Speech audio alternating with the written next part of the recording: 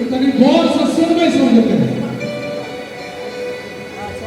बन रहा है ये मंदिर मेरे राम का, बन रहा है ये मंदिर मेरे राम का, जिसकी सदियों से सबका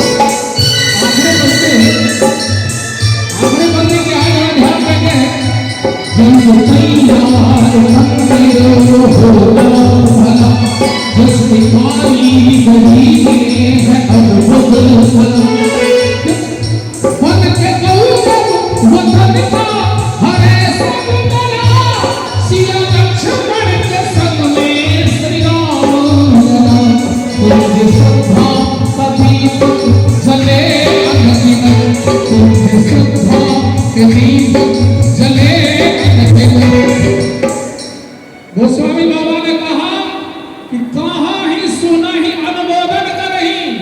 तो यहाँ जितने लोग बैठे हैं मैं आपसे निवेदन करता हूँ, यदि किशोरी जी ने आपको दोनों भुजा ठीक ठाक किया है तो